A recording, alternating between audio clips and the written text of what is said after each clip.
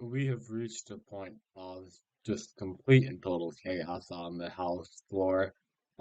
Today was the first day of the new Congress, and in the fight for speakership, the entire House voting, which means 218 votes were necessary to uh, select a single person to be speaker. There is a question if, well, maybe some people won't show up, so that threshold could be lower, but with 434 people showing up, it was indeed 218 votes that were needed, and the top Republican vote getter, Kevin McCarthy, was unable to reach the threshold. There were three different votes being conducted, and all having almost exactly the same result, but with slight differences every time.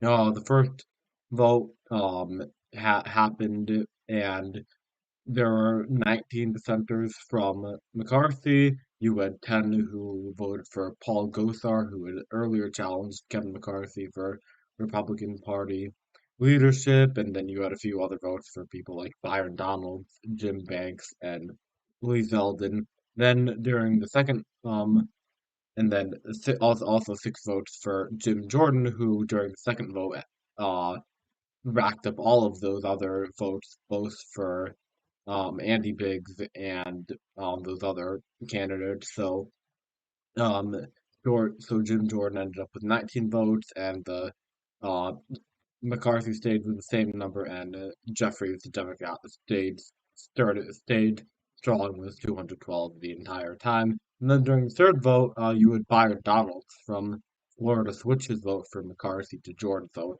another person supporting McCarthy that was lost from him, and now we're going to go into historical chaos. This has not happened in over 100 years, where there has not been a speaker elected by the um, third ballot, and this is just going to keep going and going and going until these Republicans can figure out some type of deal or compromise to elect someone as a speaker, whether it be Kevin McCarthy or whether it be somebody else. Maybe if Jim Jordan was able to reconcile support, or there's also been the idea floated by some Democrats and some moderate Republicans, including Don Bacon of Nebraska, as he said that there could be bipartisan collaboration to elect the moderate Republican instead. People like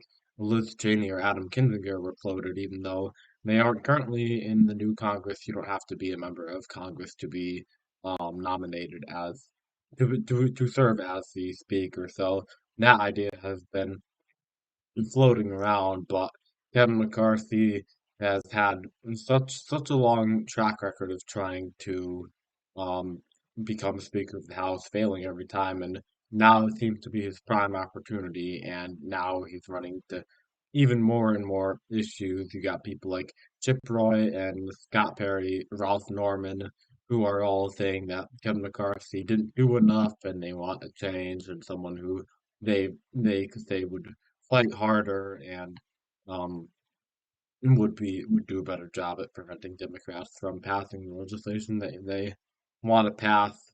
Very much frustration from Kevin McCarthy during multiple meetings today, both including McCarthy, where he gave a speech, and among other Republicans, including some of the McCarthy defectors, firing meetings, and just a lot of disagreement based on what should be happening here.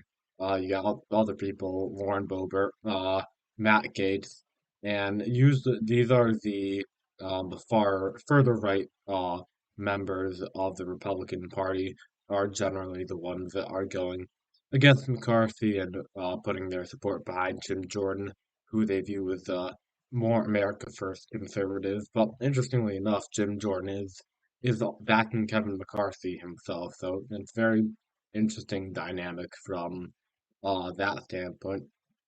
And so this could be days, it could be weeks, and as Ralph Norman said, it could be 6 months, up to 6 months if they're unable to reach an agreement. Though very shaky future remains currently for the House of Representatives.